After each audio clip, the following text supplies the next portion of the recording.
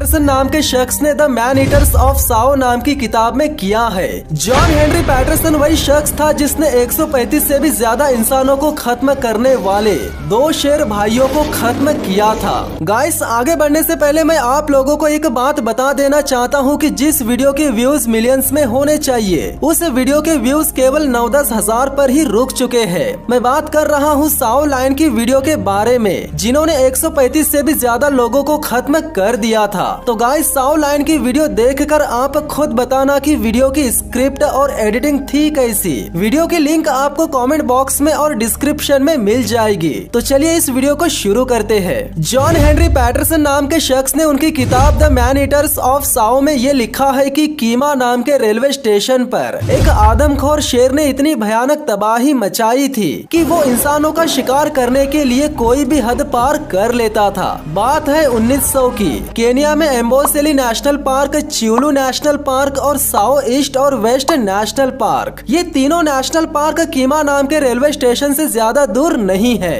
और सबसे बड़ी बात यह है कि इन तीनों नेशनल पार्क में सरवाइव करते हैं लायंस। ऐसे में कीमा रेलवे स्टेशन के आसपास शेरों का आना जाना कोई बड़ी बात नहीं है, लेकिन आने के बाद इंसानों पर हमला करना और उनको उठाकर ले जाना ये बहुत बड़ी बात है। और ऐसा यहाँ मामूली लेवल पर नहीं बल्कि बहुत बड़े लेवल पर होने लगा था। यानी 1-2 इंसानों को खत्म करने के बाद जो लायन आदमखोर बना था वो इतना ज्यादा खूंखार बन चुका था कि वो इंसानों का खून खराबा करने के लिए कोई भी हद पार कर दिया करता था। रेलवे स्टेशन के किसी भी कर्मचारी, चाहे वो सिग्नल मैन हो, रेलवे सिक्योरिटी गार्ड हो या फिर स्टेशन मास्टर ही क्यों न हो, उस लायन ने इनमें से किसी को भी जिंदा नहीं छोड़ा था। इस आदमखोर लायन का खौफ लोगों के दिलों में तब सबसे ज्यादा बढ़ गया था जब वो अपनी भूख मिटाने के लिए रात के वक्त रेलवे स्टेशन की छत पर चढ़ गया था और छत की नालीदार लोहे की चादरों को फाड़ने की कोशिश करने लगा। एक इंसान का शिकार करने के लिए इतनी ज्यादा हद पार करना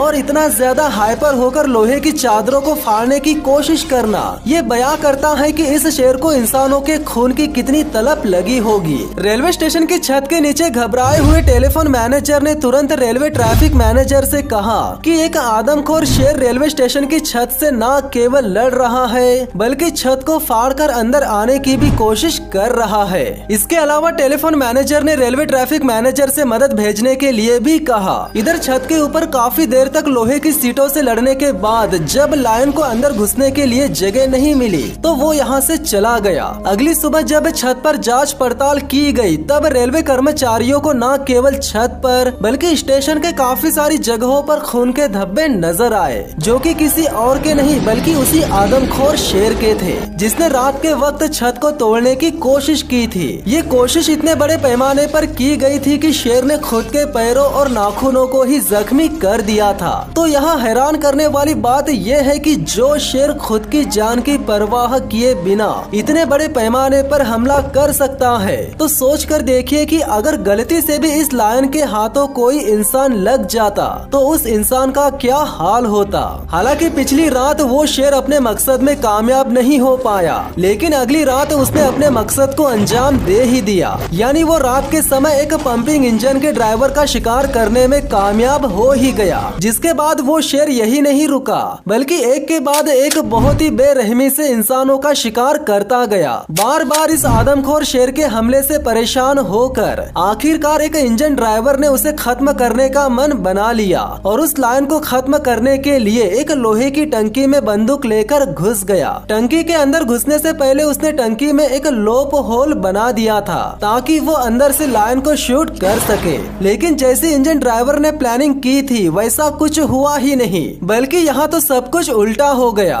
शेर यहाँ न केवल आधी रात में आया बल्कि उल्टा इंजन ड्राइवर पर ही भारी पड़ गया। यानी इंजन ड्राइवर टंकी के अंदर जिस नैरो सर्क्यूलर होल से अंदर गया था उसी होल से ये आदमखोर शेर उसे बाहर खींचने की कोशिश करने लगा, लेकिन टंकी की गहराई ज्यादा होने की वजह से लायन ड्राइवर तक पहुंच ही नहीं पाया। जिसके बाद आनन फानन में ड्राइवर ने लायन पर गोली चला दी जिसके निशाने पर लगने के चांसेस दूर दूर तक नहीं थे। यानी लायन को बंदूक की गोली से बिल्कुल भी नुकसान नहीं हुआ, लेकिन गोली की आवाज सुनकर वो यहाँ से चला गया। अब तक इस लायन ने लोगों के सामने अपने खूंखार और बेरहमी के सबूत पेश कर दिए थे, जिसका सामना अब करने वाले थे जॉन हेनरी पैटरसन के दोस्त रियाल, जो कि सुपरिटेंडेंट पुलिस थे। जॉन हेनरी पैटरसन का सफर जब ब्रिटिश ईस्ट अफ्रीका से खत्म होने वाला था, तब उन्हीं दिनों एक शाम पैटरसन ने मिस्टर रियाल नाम के शख्स के साथ डिनर किया था। ये डिनर उन्होंने रेलवे के इंस्पेक्शन कैरियज में किया था, यानी ट्रेन के एक डिब्बे में, जो कि उनका कैबिन भी था।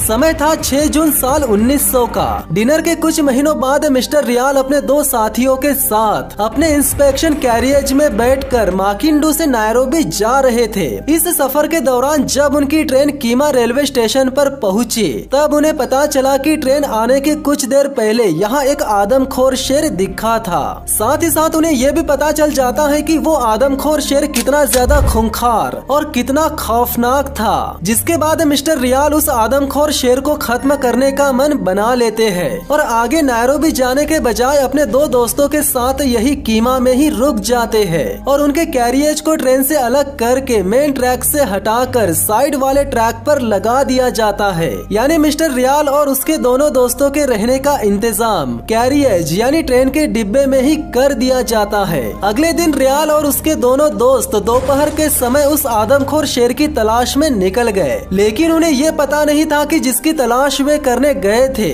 उसने इन तीनों को ऑलरेडी तलाश लिया था। वो कहते हैं न कि अगर आप जंगल में लायन या टाइगर को तलाशने के लिए 100 बार जाते हो तो हो सकता है कि आपको वो एक बार नजर आ जाए, लेकिन ये तय है कि 99 बार वो आपको देख चुका रहता है। तो यहाँ पर भी ऐसा ही कुछ हुआ था। जब रियाल और उसके 2 साथी थक हार कर वापस अपने कैरियज में लौट आए, तब उन्हें रात के अंधेरे में 2 चमचमाती आंखें नजर आई और हो ना हो ये आंखें उसी लायन की थी, जो कि दूर से इन इंसानों के बिहेवियर और इनके प्लानिंग को स्टडी कर रही थी। जिसके कुछ देर बाद चमचमाती आंखें रात के अंधेरे में गायब हो गई और जब मिस्टर रियाल और उनके दोस्तों को लगा कि अब लायन नहीं आएगा, तो वे तीनों एक एक करके सो गए। लेकिन उन तीनों ने सोने से पहले ये नहीं सोचा कि जाने वाला लौट कर भी आ सकता है, और हुआ भी कुछ ऐसा ही। सबके सो जाने के बाद आदमखोर शेर बिना आवाज किए और बड़ी ही होशियारी के साथ कैरियज के पास पहुंच गया।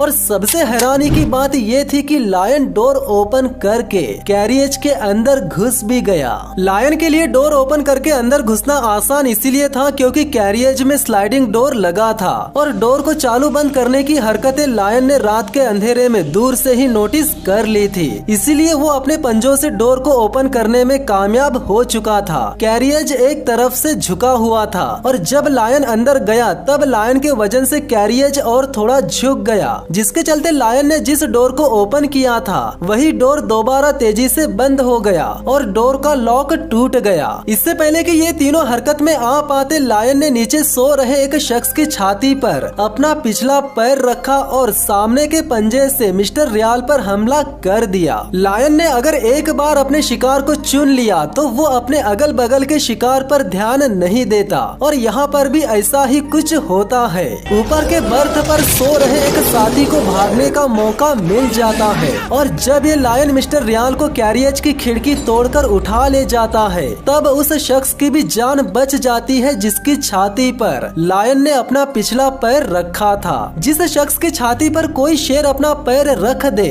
और उसकी जान बच जाए, दुनिया में इससे बड़ा चमत्कार और क्या हो सकता है। लेकिन कहते हैं जब वो लायन मिस्टर रियाल को अपने मुंह में पकड़कर झुके हुए कैरियज की खिड़की से कूदा था, तब कैरियज की लकड़ी की खिड़की भी टूटकर बिखर चुकी थी। अगले दिन आधे किलोमीटर से भी कम दूरी पर मिस्टर रियाल का आधा खाया हुआ शरीर मिल गया, जिसे बाद में नायरोबी ले जाकर दफना दिया गया। इस घटना के बाद वो आदमखोर शेर, जो कि इतनी भयानक त्रासदी के लिए जिम्मेदार था, वो रेलवे कर्मचारियों द्वारा बनाए गए जाल में फंस गया, जिसके बाद उसे काफी दिनों तक निगरानी में रखा गया और फिर उसे गोली मार दी गई। तो इस तरह अंत हुआ एक खूंखार आदमखोर शेर का। तो गाइस, ये इन्फॉर्मेशन आपको कैसी लगी कमेंट में जरूर बताना और वीडियो को लाइक करके चैनल को सब्सक्राइब जरूर कर लेना। और हाँ, साओ लायन ब्रदर्स की वीडियो जरूर देखना, लिंक डिस्क्रिप्शन में और कमेंट बॉक्स में डाल रखी है। तो मिलते हैं बहुत ही जल्द नेक्स्ट वीडियो में, तब तक के लिए धन्यवाद।